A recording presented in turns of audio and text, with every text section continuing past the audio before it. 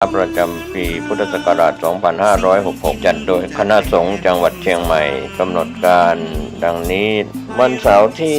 7 ตุลาคมแรม 8 ค่ำเดือน 12 เหนือเดินทางไปยังวัดพระนอนขอนตาลตำบลริมใต้อำเภอแม่ริมจังหวัดเชียงใหม่ 20 นาฬิกาฟังพระธรรมเทศนาหนึ่งกันก็เป็นกิจกรรมที่เชิญชวนผู้ใจบุญใจกุศลได้ร่วมกันฟังเทศน์ฟังธรรมในฤดูกาลเข้าพรรษาและออกพรรษาในการฟังเทศน์รายการรถด่วนขบวนพิเศษก็เชิญชวนคณะสงฆ์คณะศรัทธาสาธุชนทั้งหลายได้ร่วมเดินทางไปกับรถด่วนขบวนพิเศษทั้งหมดมี 13 ขบวนด้วยกันนะครับก็เป็นส่วนหนึ่งของการประชาสัมพันธ์เชิญท่านฟังเทศน์รายการรถด่วนขบวนพิเศษฤดูกาลเข้าพรรษาซึ่งมีการจัดโดยคณะสงฆ์จังหวัดเชียงใหม่องค์กรเครือข่ายชาวพุทธจังหวัดเชียงใหม่ดำเนินงานโดยคณะกรรมการบริหารงานกลุ่มหนุ่มสาวจังหวัดเชียงใหม่ก็เป็นข่าวสารเพื่อการประชาสัมพันธ์รถด่วนขบวนพิเศษประจำปี 2566 นี้ประเพณีวันเข้าพรรษาทุกปีสร้างผลความดีธรรมะสัญจร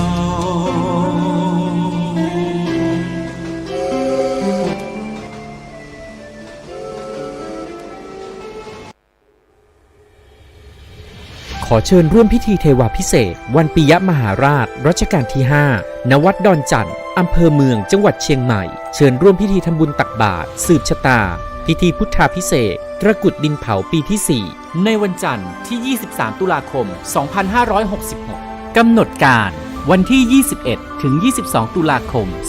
2566 วัดรับบริจาคดอกกุหลาบแดงขาวชมพูจำนวนมากวันที่ 22 ตุลาคม 2566 นำเอาดอกกุหลาบจัดถวายที่วิหารรัชกาลที่ 5 วันที่ 23 ตุลาคม 2566 รับบริจาคโรงทานตลอดทั้งวันวันที่ 23 ตุลาคม 2566 เวลา 7:30 นาทีทำบุญตักบาตรเวลา 9:39 นาทีพิธีสืบชะตาเสริมดวงบารมีเวลา 19:19 นาทีพิธีบวงสรวงพระปิยมหาราชรัชกาลที่ 5 เวลา 19:39 นาทีถึง 23 นาฬิกาพิธีพุทธาภิเษกตระกุดดินเผาปีที่ 4 สนใจสอบถามรายละเอียดเพิ่มเติมวัดดอนจันทร์อำเภอเมืองจังหวัดเชียงใหม่ 053-240-184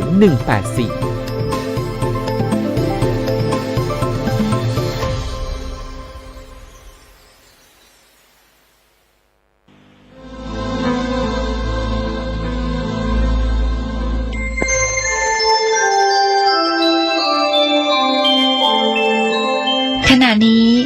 ท่านกำลังฟังสถานีวิทยุกระจายเสียง FM 104.5 เมกะเฮิรตซ์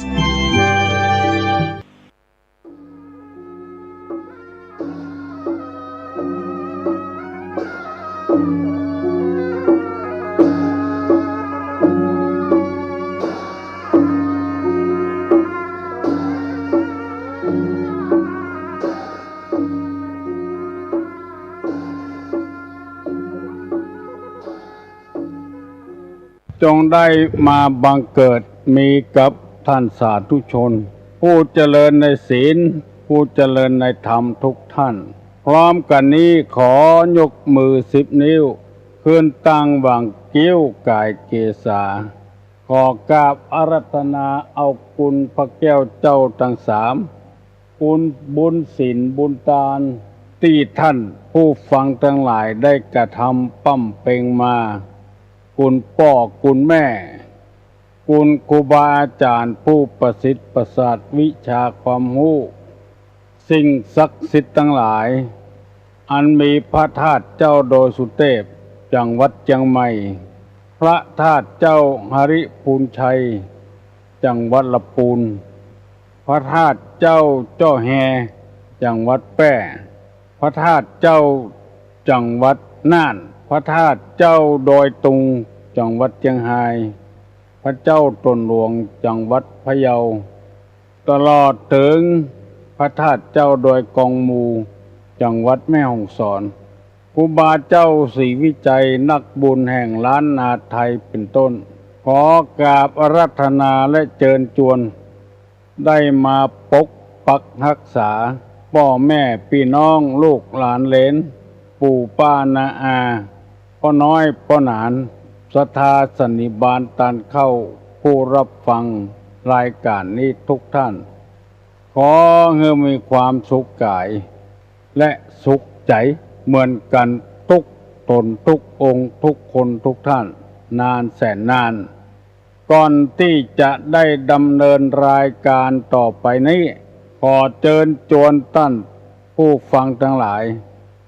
ได้ประนมมือขึ้นไหว้พระเพื่อให้เป็นสิริมงคลกับตัว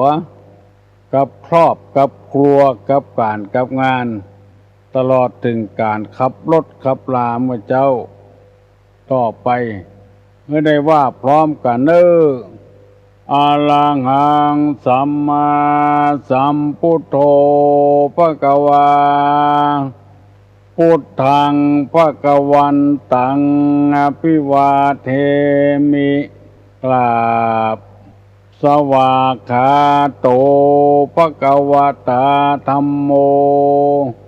ธัมมังนัมมัสสามิกราบสุปฏิปันโนภควโตสาวกสังโฆสังฆังนะมามิกราบหันธรรมยังพุทธัสสะภควโตบุพภาคณะมะกะลังกะโลมาเสนะโมตัสสะภะคะวะโตอะระหะโตสัมมาสัมพุทธัสสะนะโมตัสสะภะคะวะโตอะระหะโตสัมมาสัมพุทธัสสะนะโมตัสสะภะคะวะโตอะระหะโตสัมมาสัมพุทธัสสะพุทธังสรณังกัจฉามิธัมมังสรณังกัจฉามิสังฆังสรณังกัจฉามิตุติยัมปิพุทธังสรณังกัจฉามิตุติยัมปิธัมมังสรณังกัจฉามิตุติยัมปิสังฆังสรณังกัจฉามิตติยัมปิพุทธังสรณังกัจฉามิตติยัมปิธัมมังสรณังกัจฉามิตติยัมปิสังฆังสรณังกัจฉามิอิติปิโสภะคะวาอะระหังสัมมาสัมพุทโธวิชชาจารณะสัมปันโนสุขโตโลกาวิทู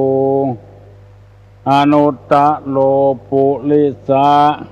ธัมมะสาละติสัทธาเทวะมนุษย์สานังพุทโธภควติสวากขาโตภควตาธัมโมสันติทิโกอากาลิโกเอหิปัสสิโกโอปนะยิโกปัจจัตตังเวทิตาโพวินโยหิติสุปฏิปันโนภควโตสาวกสังโฆอุจุปฏิปันโนภควโตสาวกสังโฆญาญาปฏิปันโนภควโตสาวกสังโฆสามิจิปฏิปันโนภควโตสาวกสังโฆญาติตังจัตตาลิปุริสายุคานิอัฏฐาปุริสาปุคลาเอสาภะคะวะโตสาวกสังโฆอาหุไนโย ปาหุนายโยทักขินายโยอัญจลิกาลนิโยอนุตตะลังปุญญเขตังโลกัสสาติกราบหนึ่งกราบสองกราบสามกาเลนะธรรมัสสวนังเอตัมมังคลมุตตะมังมาแล้วเนอมาแถมแล้วเสียงก้องเสียงก้องเสียงมองต่ำเข้าเสียงตุเจ้าเทศนาธรรมมาแล้วผู้เจ้า6 โมงถึง7 โมงมาถึงบ้านมาถึงบนเฮือนมาถึงที่นอนมาถึงในมุ้งในสุดสาผ้ากังมาถึงในครัวไฟโอ้มาถึงในรถในลามาถึงในกาดในลีมากุตี้กุตางเสียงนี้ที่ต้านทั้งหลายเปิดวิทยุละไว้อยู่เป็นเสียงที่เป็นสิริมงคลประกาศสัจธรรมคำสั่งคำสอนเพื่อให้คนเฮาได้ฟังธรรมะธรรมโมกันเจ้าตามกาลตามเวลาแล้วจะได้นำเอาธรรมะนั้นไปใช้เป็นชีวิตประจำวันที่ไผ่ยังบ่ลุกเตื้อก็ควรจะลุกได้แล้วหมูนกหมูหนูเพิ่นออกหางนอนกันแล้วไปซะว่าซะกินแล้วคนเฮาก็ยังลุกได้ก็บ่ลุกเตื้อคนเฒ่าคนแก่นี่บอกว่าลุกแล้วก็แล้วไปอันที่บ่ลุกเตื้อก็บอกว่าเพราะเฒ่าแก่แล้วดักเหี่ยวบ่หมานหัวงอกสูญซานใจการบ่ได้นอกจากเอิ้นให้ลูกให้หลานลุกพักผ่อนหย่อนกายให้ก่อนอาบน้ำฟังธรรมโดยฟังธรรมที่ตุลงนำมาเสนอกุเจ้านี้มันฟังบ่ยากจะนั่งฟังก็ได้นอนฟังก็ได้อยู่ในมุ้งปุ่นเอาวิทยุโดยฟังก็ได้ฟังแผ่วบนป่ายไม้ลำไยปุ่นกำลังเก็บลำไยอยู่ก็ได้ฟังได้กุที่กุตางบ่ต้องมีพิธีพิถันอันใดธรรมะเข้าไปถึงบ้านถึงจองถึงหอถึงเฮือนถึงวัดถึงวาเพื่อคัดเก่ากิเลสออกแต่น้อยการคัดกิเลสนี่บ่เหมือนกันของเฮานี่ใจหัวอกหัวใจเนี่ยคัดคนเดียวแต่เคยไปหันที่ประเทศอินเดียประเทศศรีลังกาเปิ้นคัดกิเลสนี่เอาหม้อตองมาเอาข้าวสารเข้าไปถูกับก้นหม้อเพื่อจะให้กิเลสเบาบางลงไปกำน้อยอันนั้นก็เป็นวิธีการแต่วิธีหนึ่งที่ทำจิตใจให้เป็นสมาธิได้ในการคัดเก่ากิเลสปากก็บ่นไปอยู่เรื่อยๆมือก็ถูกำข้าวสารกำถูแล้วก็สวะกำถูแล้วก็สวะกิเลสเป็นบางครั้งบางคราวมันกำว่ากิเลสนี่มันเป็นทรัพย์ที่สูงไปหน่อยถ้าจะว่ากรรมบ้านเฮาเมืองเฮาก็คือความเศร้าความหมองความเดือดร้อนมีกินอยู่แต่เข้าเต็มหลงห่อเฮือนเดือนดาวก็มีให้อยู่ยังบ่พอใจเตื้อให้ได้มาทำอยู่อันนี้คือตัวกิเลสได้มาแล้ว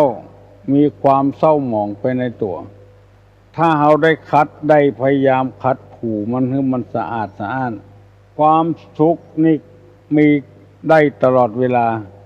แต่ความทุกข์นี่เป็นเรื่องหาได้ยากทีเดียวช่วยกันคัดเก่าความทุกข์ความโศกมีกินก็เป็นทุกข์บ่มีกินก็เป็นทุกข์ได้ผ้าใหม่ครัวดีมานุ่งก็เดียวมีความสุขก็เป็นทุกข์มีเงินมีทองใส่สร้อยใส่คอก็เป็นทุกข์ลงหนังสือพิมพ์เมื่อตะวาน2 คนผัวเมียไปเสาะเก็บของเก่ามาขาย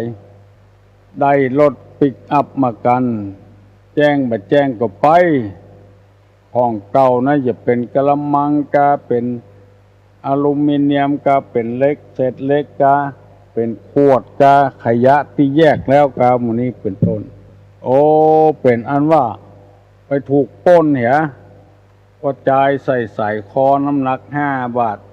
ไม่ยิงก่อนน้ำหนักเหมือนกันไปโดนเพื่อนปาดคอเหี่ยถึงกู้ถึงผัวถึงเมียอันนี้คือกิเลสที่ปาไปได้แล้วได้แถมเอาแล้วเอาแถมต่ำใกล้ต่ำเคียงต่ำที่มันบ่เสี่ยงบ่อันตรายก็บ่เอาไปเอาบ้านไก่ที่มันอันตรายนักๆก็เลยไปตายเหี่ยถึงกู้ถึงผัวถึงเมียเพราะกิเลสปาคือเป็นไปอย่างนั้นในทางพระพุทธศาสนาของเฮาคือคนที่ฟังเทศน์ฟังธรรมพยายามเพาะคลอดกิเลสของตัวที่อยู่นอนเนื่องอยู่ในสันดานกิเลสอย่างหยาบอย่างกลางอย่างละเอียดเมื่อต่างคนต่างเบาบางลงไปแล้วมันอยู่ด้วยกันได้มีความสุขผัวเมียอยู่กับกันถ้ากิเลสน้อยเครื่องทำให้เกิดกิเลสนั้นมันมีโลภมีความโกรธมีความหลงมีความอิจฉาตาร้อนชิงดีชิงเด่นซึ่งกันและกันหมู่นี้เป็นตัวกิเลสทั้งนั้นคนเฮายังหันว่าเป็นของดีของชอบมกมุ่นอยู่ในสิ่งเหล่านี้ศีล5 ข้อนี่ถ้าไผ่ปฏิบัติได้มันจะได้เบาบางลงไปกิเลสตัวเองก็จะไม่ได้เดือดร้อนคนอื่นก็จะไม่ได้เดือดร้อนหมู่นี้เป็นต้นญาติกาวงศาหลายคนเป็นห่วงทุลุงอย่างวันนี้เสียงก็แหบก็แห้งไปมันเป็นธรรมชาติใจมันนักก็แหบแห้งไปพ้องแต่อย่าไปตุกอกทุกข์ใจกับตุลุงเพราะตุลุงเป็นคนว่าเป็นคนประกาศธรรมเป็นคนหูตัวเสียงดีพ้องบ่ดีพ้องไอขกขากก็อดเอาบางวันก็ดีบางวันก็ให้แต่อันนี้มันบ่ใจกิเลสถ้าตัวกิเลสแต่นี่มันเดือดร้อนถึงตัวเองถึงคนอื่นเนี่ยตัวเองเดือดร้อนคนอื่นตั้งแต่ปิดรายการมา10 กว่าวันตุลุงได้นำเอาเรื่องราวต่างๆมาเสนอต้านผู้ฟังทั้งหลายเกี่ยวกับบุคคลเหล่านี้มีนิสัยต่างๆนานาได้ว่าไปแล้ว2 ข้อยังทำ2 ข้อเพื่อจะลืมบ่ให้ต้านผู้ฟังทั้งหลายได้ลืมมีอันอย่างพ้องเกี่ยวกับบุคคลในโลกนี้เราจะได้จดได้จำไว้มันมีนิสัยเป็นเจ้าอันแล้วเราจะได้เข้าใจว่ามันเป็นเจ้าอี้เพิ่นว่าคนเฮาในโลกเนี่ยมันมีนิสัยบ่เหมือนกันคนที่พูดทั้งทำและพยายามทำตนให้เดือดร้อนข้อที่2พูดทั้งทำและพยายามทำให้ผู้อื่นเดือดร้อนข้อที่1ว่าทั้งทำและพยายามทำให้ตนเดือดร้อนตัวเองเดือดร้อน2ทั้งทำและทั้งพยายามเพื่อคนอื่นเดือดร้อนข้อที่3ว่าผู้ทั้งทำและพยายามทำทั้งตนและผู้อื่นเดือดร้อนข้อที่4ว่าผู้ทั้งไม่ทำและไม่พยายามทำทั้งตนและผู้อื่นให้เดือดร้อนคนเฮานี่มีนิสัยอยู่4 จำพวกสร้างความเดือดร้อนให้แก่ตัวเองแก่สังคมทั้งทำและพยายามทำให้ตนเดือดร้อนเป็นต้นว่าอันหยังทั้งคิดทั้งทำทั้งพยายามเพื่อตัวเองเดือดร้อนเช่นคนบ่หูจักฮักตัวเก่าสุขภาพตัวเก่าที่เปิ้นว่าไว้ว่าติดยาเสพติดชนิดต่างๆกินเหล้า กู้ค่ำกู้เจ้าเมื่อใดกินตลอดเวลาอันเนี้ยทั้งทำและพยายามทำมือตนเองเดือดร้อนอู้กันง่ายๆเดือดร้อนในอย่างพ้องสตางค์ก่อเสี่ยงบ่ฮู้จักการประหยัดการใช้การจ่ายเอาไปเข้าขวดเหี่ยมดกินเข้าไปแล้วทำให้อวัยวะในร่างกายเป็นพยาธิขึ้นมาบางทีบ่น่าจะไปตายกับเรื่องเล็กๆน้อยๆก็เพราะทำตัวเองให้เดือดร้อนนั่นเองว่าหลีกเลี่ยงว่าพยายามว่าหลีกเลี่ยงมันเอาใจตัวเองว่าสามารถชนะใจตัวเองได้ตับแข็งปอดแข็งถุงลมป่งเปื่อเท่าเมื่อแก่มาแล้วเอาไหนประตันไหนก็เลยตายส่วนมากนี่มันจะมายืนกันหมู่ยาเสพติดชนิดต่างๆนี่คือไปหมกมุ่นไปมัวเมาทั้งทำและพยายามคือตัวเองเดือดร้อนหรือว่าไปเล่นจู้สู้ผัวเปิ้นสู้เมียเปิ้นทั้งที่ของตัวก็มีอยู่พยายามให้ตนเองเดือดร้อนตัวเองจะต้องระแวงระวัยกันตลอดเวลาเป็นจู้เป็นเจิงกับคนอื่นหาเรื่องใส่ตัวว่ากันง่ายๆนี่หาเรื่องใส่ตัวเพื่อตัวเองเดือดร้อนหมู่นี้เป็นต้นบ่คิดบ่พยายามที่จะให้จิตใจออกจากสิ่งเหล่านี้มกมุ่นไปอยู่ตลอดเวลาตลอดถึงการพนันขันต่ออันอย่างต่างๆพอหมดเงินหมดทองมาก็เดือดร้อนที่ตุลุงนำมาเสนอให้พี่น้องทั้งหลายฟังนั้นคือทำแบบเศรษฐกิจเพียงพอเพียงที่พระเจ้าแผ่นดินว่าอย่าไปหักโหมมันนักลงไปเอามอกพอเพียงทำได้ก็ทำไปอย่าไปให้ตัวเองเดือดร้อนลงไป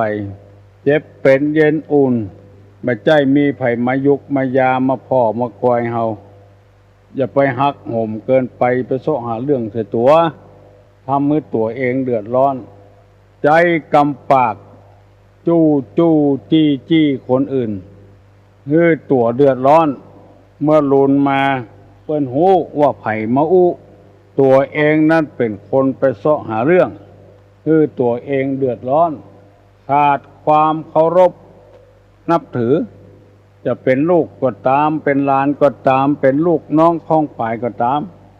ขาดความเคารพนับถือกันไปเห็นแล้วอันนี้เป็นข้อแรกที่นำมาเสนอให้แก่พี่น้องทั้งหลายทั้งคิดและทั้งพยายามให้ตนเองเดือดร้อนถ้าเฮาหันว่ามันเดือดร้อนเฮาก็พยายามหลีกเลี่ยงอันใดที่มันเดือดร้อนตัวเองบางทีก็ไปกู้ไปยืมคนอื่นทั้งที่จำเป็นพ้องบ่จำเป็นพ้องที่เฮาไปกู้ไปยืมได้มาแล้วเฮาบ่ได้เอาไปอย่างที่เฮาคิดเอาไปทะเลทลายเอาไปถลุงเหี้ยเกิดความเดือดร้อนให้ตัวเองต้องใจหนี้ใจสินหันลงหนังสือพิมพ์น้ำท่วมตะวาวันซืนนี่ตั้งใต้บ่มีประจายคนหนึ่ง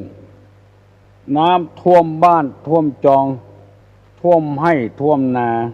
หมายมั่นปั้นมือว่าจะได้เข้านักหนาป้านน้ำไปท่วมแทนที่จะอดเอาบ่อดกรรมยืมหมู่เปิ้นมาเนี่ยนา2นาล่มไปเหี่ยความหวังที่เคยคิดไว้มันล้มละลายหมดเลยฆ่าตัวเก่าแขวนคอตัวเก่าอันนี้คือคนที่มันคิดผิด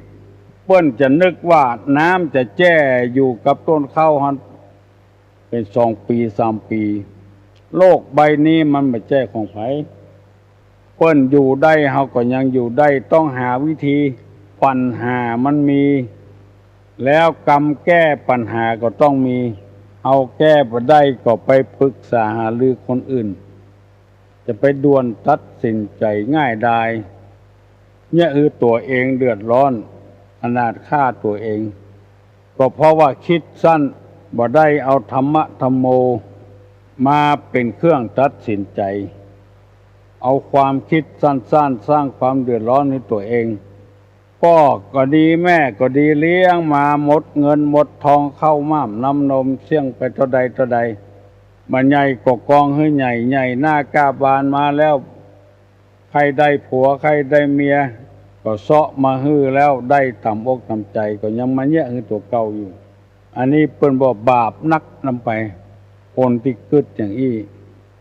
เป็นป่าประธรรมแย่คือตัวเองเดือดร้อน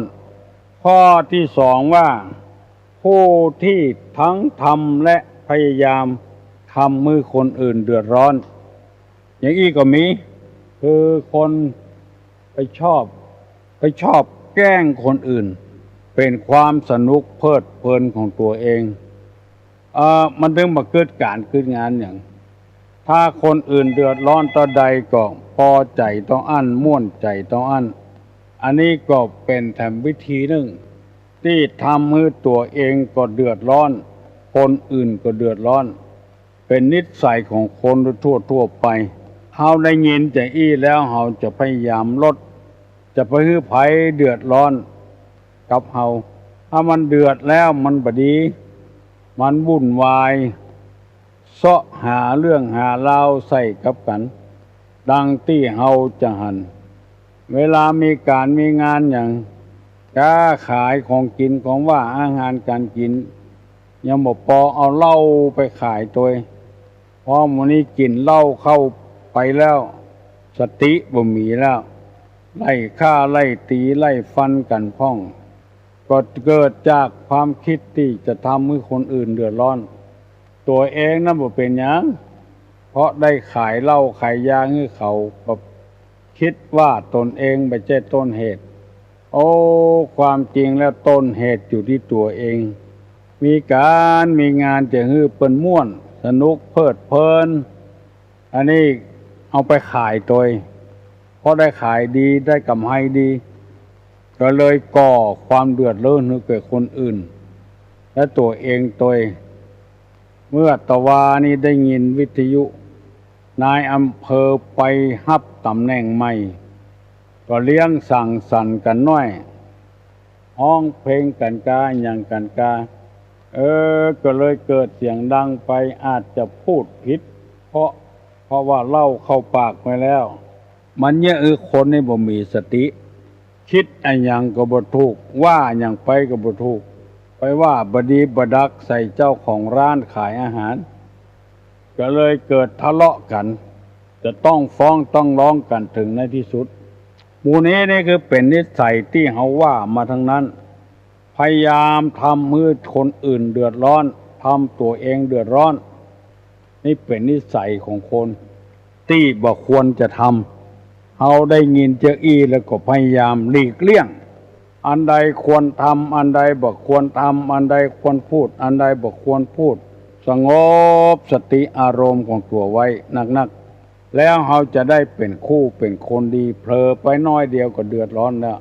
มีแถมหลายอย่างที่พยายามและทำให้คนอื่นเดือดร้อนกลั่นแกล้งกันเป็นความสนุกเพลิดเพลินของตัวเก่าเป็นความสะใจตัวเก่ามุ่งหน้าอย่างเดียวนะคนอื่นชิบหายต่อใดดีต่ออันคนอื่นเดือดร้อนต่อใดดีต่ออันตุลงจะได้เล่านิทานประกอบเรียกว่าทุกขโตทุกขฐานนังเป็นภาษิตพุทธภาษิตแปลว่าการให้ทุกข์แก่ท่านทุกนั้นจะถึงตัวลายใดลายนั้นที่ได้เล่าไปพ้องแล้วคนที่ได้ยินก็มีบ่ได้ยินก็มีถึงมันจะลืมเก่าลืมใหม่ก็ยังเป็นคติเตือนอกเตือนใจอยู่มีจ้างเกเรตัวหนึ่งเสาะกินพ้องบ่เสาะกินพ้องแอวไปทะละทลายสัตว์ตัวน้อยตัวใหญ่เพราะความเกเรของตัวเองสร้างความเดือดร้อนให้แก่คนอื่นหญ้าต่ำในแพะในป่าบ่กินไปเสาะกินของที่เปิ้นปลูกในสวนเปิ้นจะได้สตางค์พุ่น สเปะสปะไปเลยแล้วเดินทางต่อไปไปปะใส่นกในนิทานบอกว่านกไส้กำลังเกิดลูกใหม่2 ตัวไปปะใส่นกไส้แม่ลูกงอนหาเรื่องว่านกไส้ตัวเนี้ยเกิดลูกขวางหนทางจะฆ่าเหี่ยมดทั้งโคตรแม่นกก็บอกว่าโอ้ท่านพญาช้างสารกรุณาไว้ชีวิตฉันป้องเตอกับลูก2 คนครับบูว่าท่านพญาช้างจะเดินมาทางนี้ว่าได้คิดใจอย่างสักอย่างว่าจะมาขวางหนทางเดินของท่านขออินดูเตอขอไว้ชีวิตข้าเตอช้างตัวนั้นก็บ่พอใจเตื้อพอจะได้ก็เหี้ยวอันเนี้ยพยายามทำมือคนอื่นเดือดร้อนทั้งทำและทั้งพยายามเอางวงหักกิ่งไม้หางของนกกำฟาดลงขำดินนกตกดิน2 ตัวนกอ่อนๆนกเกิดใหม่ยังมันนำใจเด้อเอาตีนเขาย่ำสู่สียูยีกับแผ่นดินนกแม่ก็อินดูลูกดวงใจของแม่ดวงตาของแม่สารพัดอย่างแม่ทุ่มเทเพื่อลูกหัวลูกบ่ได้อยู่ดีกินดีพยายามแปลงหางไว้เสาะหนอนเสาะตัวด้วงมาให้กินถึงวันจ้างเกเรตัวนี้มาเหยียบมาย่ำลูกแม่มดก็เกิดความแค้นในใจขึ้นนกตัวนั้นไปบอกฮือกาว่าจ้างเกเรเนี่ยมาทำลายรังของตัวเองแล้วยังบอกปอกหักกิ่งไม้กำหังมีลูก2 ตัวฟาดกับดินเอาติ่นย่ำลูกตายถึง2 ตัวลูกไผก็ใจมันหักเหมือนกันหมดถ้าได้เกิดความทุกข์ความยากขอช่วยคำเตอะพอกาได้ยินเจ้าอันก็ป้ากันมาหาจ้างตัวนั้นซับแก่นตาซับคนกำ2 กำซับตัวดีดตัวโอ้ตามืดตามัวห้องอกห้องอวยจะเงี้ยอย่างฮือกาก็บ่ได้ละกาปากันซับที่ตาที่หูที่ปากที่ปะทะเบิ้นน่ะตามืดตามัวไปเห็นแล้วจ้างเกเรตัวนั้นแล้วแม่นกตัวนั้นบินไปบอกแมงโงนได้ยินข่าวว่าจ้างตัวนี้เกเรพยายามทำมือคนอื่นเดือดร้อนปากันบินมาตอมแก่นตาที่กาซับไข่คางเขาใส่ติดตำตาจ้างมันหมูจะปัดอย่างใดบ่หันตัวเมินไป2 วัน 3 วันไข่คางนั้นเกิดเป็นหนอนขึ้นมาตอมแก่นตายุบยับเป็นได้อีโอนเดือดร้อนบ่ได้กินน้ำบ่ได้กินอาหารวุ่นวายไปหมดเพราะกรรมของตัวที่พยายามทำมือคนอื่นเดือดร้อนเมื่อนอนซอกแกนตามันจะเจ็บจะปวดแสนสาหัสเท่าใดบ่ฮู้น้ำก็บ่ได้กินตาก็บ่หันสเปะสปะไปเลยแล้วนกตัวนั้นยังบ่นำใจไปบอกให้กบปากันห้องจ้างตัวนั้นเดินไปกบก็ห้องเอฟอัพมันนึกว่าตั้งหน้าที่มันได้ยินเสียงกบนั้นมีน้ำก็เตียวไปเดินไปหาน้ำเป็นว่ากบอยู่ที่ปืนถ้ำปืนลืบถ้ำปุ่นผาเงือบปุ่นมันมหันมันอยู่บนดอยเอาตีนไปย่ำดอยผะเลิศตกลงมาในที่สุดจ้างก็เลยตายอันนี้เป็นพุทธภาษิตว่าทุกขโตทุกขฐานังให้ทุกข์แก่ท่านทุกนั้นถึงตัวพยายามมือคนอื่นเดือดร้อนเปิ้นตึงบ่มีอย่างนั้นแล้วไปบีบไปบังคับเอาจนได้จนเป็นบางทีมีที่มีตางอยากจะซื้อของเปิ้นเอามาเป็นของตัวซื้อถูกเปิ้นบ่ขายก็หาทางกันแกล้ง การผ่านบ้านผ่านจองกองมันบ่มีบ้านเปิ้นอยู่ทางหลังบ้านเฮาล้อมหัวเหียใส่ประตูเหียบ่ฮื้อไผได้เตียวบ่นึกถึงความลำบากของคนอื่นที่เตียวไปเตียวมา เมื่อลูนป่วนป่ายมาก็เดือดเกิดการฆ่ากันแกงกันบ่ทุกข์บ่ลงกันใจอำนาจบาดใหญ่เกินไปบ่เลงพอหน้าไผคนอื่นจะเดือดร้อนมอกใดนี่บ่ได้เกิดเหมือนกับคนเดือดร้อนถึงวันเนี้ยเผาโรงเรียนโคตรฮือคนไปเผาโรงเรียนละอ่อนขาดที่เปิ้งประอาศัยบ่มีที่เรียนก็ทำไปอยู่บุคคลจำพวกนี้ยังมีอยู่ในโลกนี้เพราะฉะนั้นถ้ามีนิสัยเป็นอย่างอี้เปิ้นบอกว่าอย่าไปพยายามทำตัวเองเดือดร้อนอย่าไปพยายามทำคนอื่นเดือดร้อนอันใดมันเดือดร้อนแล้วบ่ดีเฮาอยู่กันอย่างพี่อย่างน้องอย่างที่เฮาอยู่กันถึงวันเนี่ยมีความสุขเปิ้นพ้องเฮาพ้องแบ่งเบาแบ่งปันกันตลอดถึงข้าราชการบ้านเมืองไผมาอยู่ตยก็บ่ได้ข้างที่ข้างต่างบอกว่าคนนั้นจะเป็นครูใหญ่อาจารย์ใหญ่เป็นผอ.เป็นอะไรอย่างก็ตามพยายามเบียดเบียนให้คนอื่นเดือดร้อนต่างคนต่างอยู่ของไผของมันเนี่ยก็หมดเรื่องก็ต้องไปเสาะหาเรื่องหาราวมาใส่กันเปิ้นกำหนดกฎเกณฑ์จังอันเฮาก็ต้องเป็นคนว่าง่ายสอนง่ายเรียกว่าโสวัจจสตารอมันไปไกลก่อนวันหน้าวันตาตึงจะมีอยู่เฮาฟังธรรมะธรรมโมกันไปเรื่อยๆซักผ้าตัวนึ่งข้าวตัวล้างหม้อแกงล้างถ้วยล้างช้อนตัวกวาดบ้านถูบ้านไปตัวฟังไปตัวจะไปนั่งฟังอยู่บ่ได้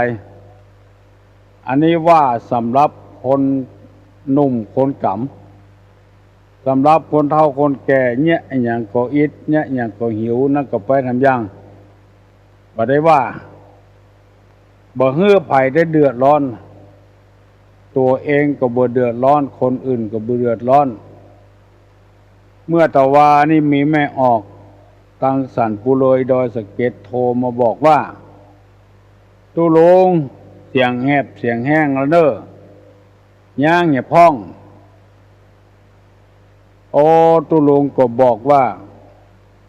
เฮายังเนี้ยได้อยู่ก็เนี้ยต่อไปทำต่อไปเตอะทำตามหน้าที่ของเฮามันก็บ่ใช่บากพุดแห่งก้าวอย่างเท่าใดลุกมาเมื่อเจ้าได้ยินเสียงก้องเสียงกองแล้วมันม่วนอกม่วนใจเสียพอออกแม่ออกพี่ป้านาอาทั้งหลายพอบ่ได้ยินมาก็บ่ม่วนเครียดพอได้ยินเสียงผิดแปลกก็บอกให้ย่างเหียเอาจะเอาอย่างใดกันแน่เพื่ออนุโลมไปตามเรื่องตามราวมันไปก่อนตุลุงก็บอกว่าบ่ต้องเป็นห่วงเป็นหามต่อใดตุลุงอายุ70 ปลายแล้วหูเรื่องอันใดควรทำอันใดบ่ควรทำที่คนเฒ่าคนแก่นักปราชญ์เป็นว่าให้ควรสิ่งที่ควรอย่าไปควรสิ่งที่บ่ควรเมื่อมันนักมันหนาเกินไปเฮาทำบ่ได้เฮาก็บ่ทำเมื่อทำได้ก็ทำไปเสียงม่วนพ้องบ่ม่วนพ้องก็บ่เป็นหยังฟังไปเรื่อยๆมันจะเกิดความรู้ขึ้นมาบุคคล4 จำพวกแรกนี้1ทั้งพยายามทั้งทำให้ตนเองเดือดร้อน2ทั้งทำทั้งพยายามให้คนอื่นเดือดร้อน3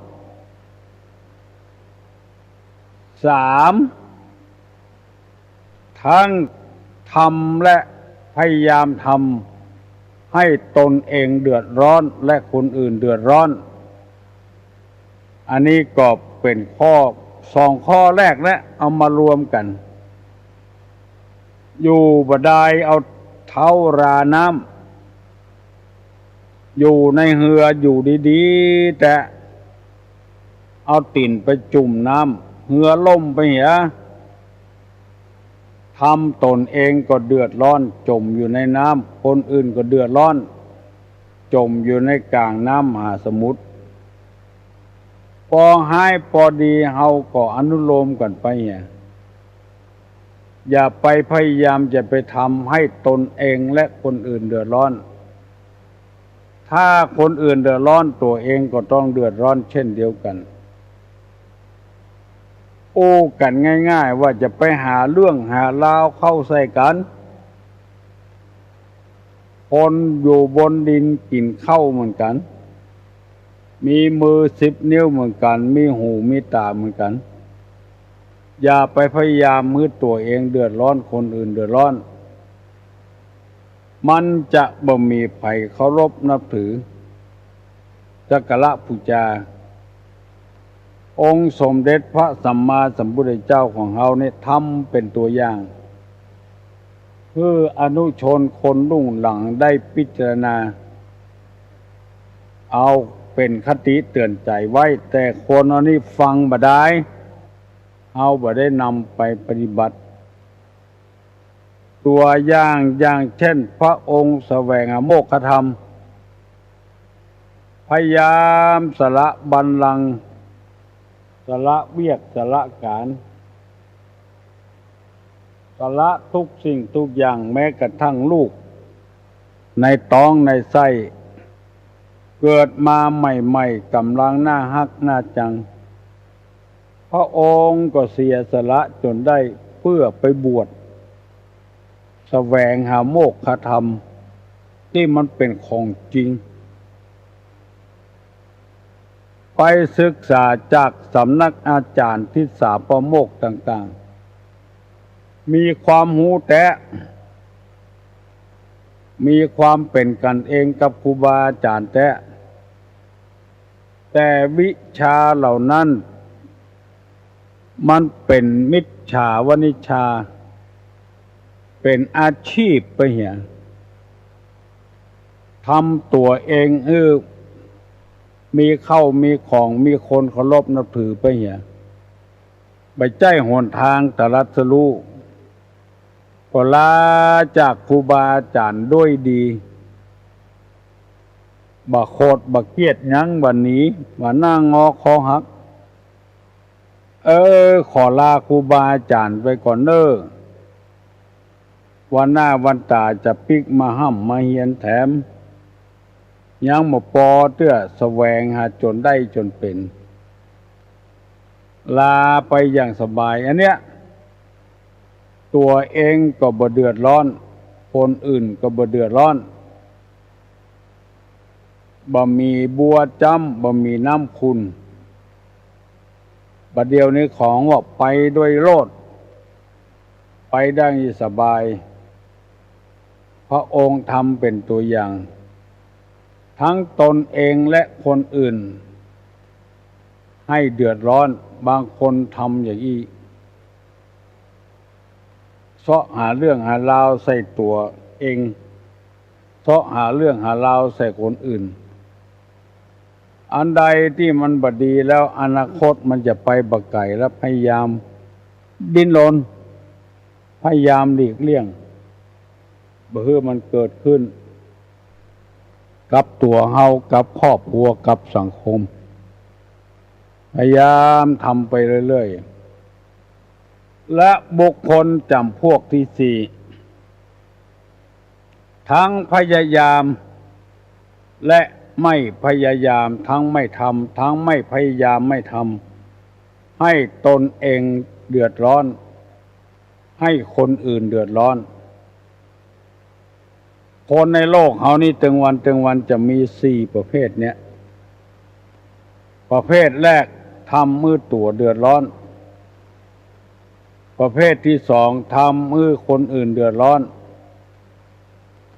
ประเภทที่สามทำให้ตัวเองและคนอื่นเดือดร้อนอันสุดท้ายประเภทที่สี่นั่นก็คือทั้งบ่พยายามทั้งบ่ทำให้ตัวเองเดือดร้อนคนอื่นเดือดร้อนบ่ทำที่โบราณว่าอยู่ไปตามน้ำทำไปตามตัวน้ำเพียงใดดอกบัวเพียงอันน้ำแห้งบัวก็ยอบลงไปแหยังเป็นที่อาศัยของกบของเขียดของสัตว์น้ำได้อยู่ปกบ่ฮือแดดส่องตัวเองก็บ่เดือดร้อนแล้วน้ำขึ้นก็ขึ้นตัวน้ำพืชบางอย่างนี่มันบ่ใช่เหมือนดอกบัวบ่ขึ้นบ่ลงกับไผพอฝนตกน้ำท่วมมาก็ตายครับตายเพราะว่าถือไม้เก่าไม้เดิมอย่างใดก็อย่างอันบานุลมไปตามบ้านตามเมืองตามพี่น้องวงศาคณาญาติตุลงได้นำเอาพระธรรมในทางพุทธศาสนามาเสนอให้พี่น้องทั้งหลายกูวันขอไผจะไปฟังเบื่อฟังก่ายเน้อห้องลูกมาเจ้าบางวัดเปิ้นกดใจดีเปิดไฟเขียวเปิดเสียงตามสายให้เจ้าบ้านเจ้าจองได้ฟังโดยมันไม่ยากลูกบ่ต้องได้เสียเวลาอย่างพอมีหูฟังอย่างเดียวก็ดีละบางบ้านก็พ่อกำนันกาผู้ใหญ่บ้านกาได้ยินได้ฟังแล้วก็ใครให้คนอื่นได้ฟังพ้องเพื่อจะได้พยายามปรับปรุงตัวเก่าให้สู่สังคมให้อยู่กับพี่กับน้องอย่างที่มีความสุขบานหวั่นใจบักคัดข้องบักแกล้งบักแย่งไผการแกล้งการแย่งการให้คนอื่นเดือดร้อนคนอื่นเดือดร้อนตัวเองเดือดร้อนนั้นมันไม่ยากไผเนี่ยเมื่อใดทำเมื่อใดก็ได้แต่พิจารณาเหี่ยก่อนถ้าเฮาว่าไปแล้วมันจะเดือดร้อนก่อคนอื่นก็บ่ได้ใจเฮาก็บ่ได้ใจไปนับได้นับขัดกันบางบ้านนี่ประชุมเตื้อเดียวนี่บ่ฮู้เรื่องเถียงกันอยู่อันเอาวิโตตัวเองว่าเฮาต้องฟังจั่งน้ำหนักกันอันใดมันมีผลดีอันใดมันเป็นผลเสียเอาก้อยขัดก้อยแย้งมื้อเนี้ยรับผลประโยชน์จะเกิดขึ้นคุณงามความดีมันจะเกิดขึ้นถ้าเอาไปทำมือตัวเองเดือดร้อนคนอื่นเดือดร้อนตัวเองก็บ่ดีคนอื่นก็บ่ดีอย่างที่เคยเล่าให้ฟังเปิ้นประชุมกันว่าบ้านเฮาวัดเฮานี่บ่มีเก้าอี้ใจบางทีไปเจ้าของเปิ้นก็แปลงไปยืมของเปิ้นมีการมีงานก็เปิ้นเอาใจของเปิ้นก็บ่ได้ใจละจวนกันจะกินสลากเพื่อจะเอาเก้าอี้ไว้กับวัดกับวาบางคนนี่บ่ไปประชุมด้วยเปิ้นแกล้งเปิ้นขอเก้าอี้หลังคาเงินใน2 ตัวก็ว่าให้กันมันว่าง่ายพอนอนนี่จะสร้างความเดือดร้อนโอ้คนบ่มีรู้เอาอย่างมาตานเอาอย่างไปบักไปแบนอย่างอีเป็น2 ตัว 3 ตัวตานอย่างอีบ่ได้บุญเนี่ยเปิ้นตกลงกันหมดตัวบ่ตกลงเปิ้นได้แล้วตัวก็บ่ได้พอมีการมีงานโล่นไปยืมเก้าอี้คณะกรรมการเลยปากันบอกว่าเมื่อจะตานวันหัวทีนะไผเป็นคนว่าตานบักตานแบนบัดเดียวนี้มายืมไปใช้ได้อย่างใดเลยบ่ได้ยืมสักกรรมอันเนี้ยพยายามและทำให้คนอื่นเดือดร้อนตัวเองก็เดือดร้อนตัวแทนที่จะได้เก้าอี้ไว้ใจกับบ้านกับวัดบ่ได้ใจละไปแกล้งเปิ้นไปขวางเปิ้นบ่มีมันสมองก็ให้พยายามที่ว่าบ่ทำมือตัวเองเดือดร้อนบ่ทำมือคนอื่นเดือดร้อนดีที่สุดแล้วพอออกไม่ออกเวลาจะหมดแล้วเน้อเอาละเวลาก็พอสมควรแก่กันเวลาปนมมือขึ้นเน้อตุลุงจะได้ปั่นปอนได้เป็นสิริมงคลอายุวัฏโกธนะวัฏโกสิริวัฏโกยัสสะวัฏโกพละวัฏโกวันนะวัฏโกสุขวัฏโกหุตุสัพพตา ทุกขโลกาปญาเวลาโสกาจันตุจุปตตวาอเนกาอันตรญาปิวินาสันตุจติจสาพุทธาปจายโนจตตารโลธรรมาวัฏันติอายุวันโนสุขังปะลัง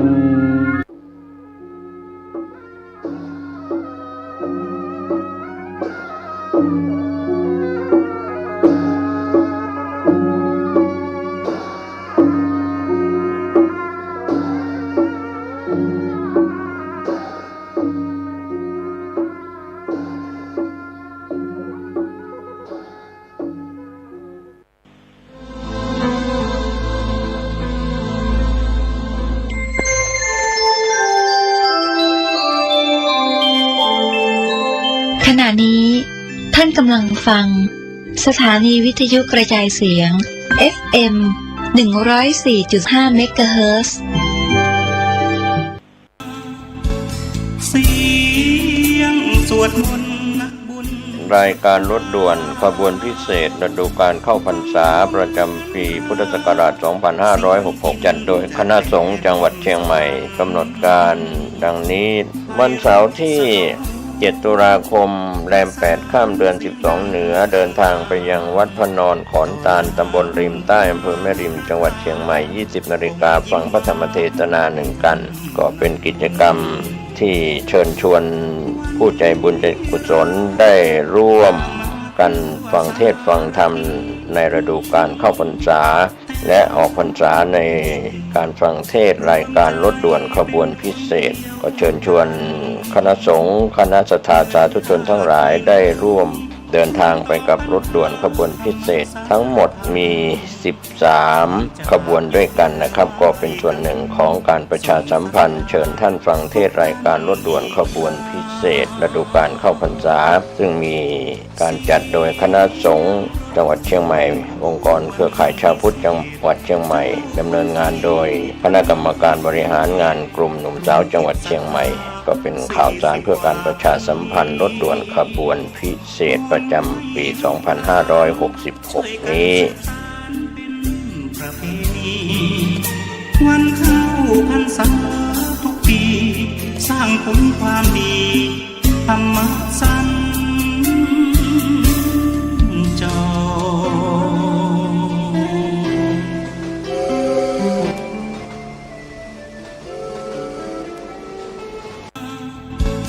เสี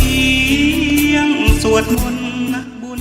รายการรถด่วนขบวนพิเศษฤดูการเข้าพรรษาประจำปีพุทธศักราช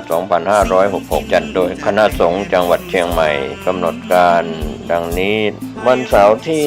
7 ตุลาคมแรม 8 ค่ำเดือน 12 เหนือเดินทางไปยังวัดพระนอนขอนตาลตำบลริมใต้อำเภอแม่ริมจังหวัดเชียงใหม่ 20 นาฬิกาฟังพระธรรมเทศนา1 กันก็เป็นกิจกรรมที่เชิญชวนผู้ใจบุญใจกุศลได้ร่วมกันฟังเทศน์ฟังธรรมในฤดูการเข้าพรรษาและออกพรรษาในการฟังเทศน์รายการรถด่วนขบวนพิเศษก็เชิญชวนคณะสงฆ์คณะศรัทธาสาธุชนทั้งหลายได้ร่วมเดินทางไปกับรถด่วนขบวนพิเศษทั้งหมดมี13ขบวนด้วยกันนะครับก็เป็นส่วนหนึ่งของการประชาสัมพันธ์เชิญท่านฟังเทศน์รายการรถด่วนขบวนพิเศษฤดูกาลเข้าพรรษาซึ่งมีการจัดโดยคณะสงฆ์จังหวัดเชียงใหม่องค์กรเครือข่ายชาวพุทธจังหวัดเชียงใหม่ดำเนินงานโดยคณะกรรมการบริหารงานกลุ่มหนุ่มสาวจังหวัดเชียงใหม่ก็เป็นข่าวสารเพื่อการประชาสัมพันธ์รถด่วนขบวนพิเศษประจำปี 2566 นี้ ประเพณีวันเข้าพรรษาทุกปีสร้างผลความดีธรรมะสัญ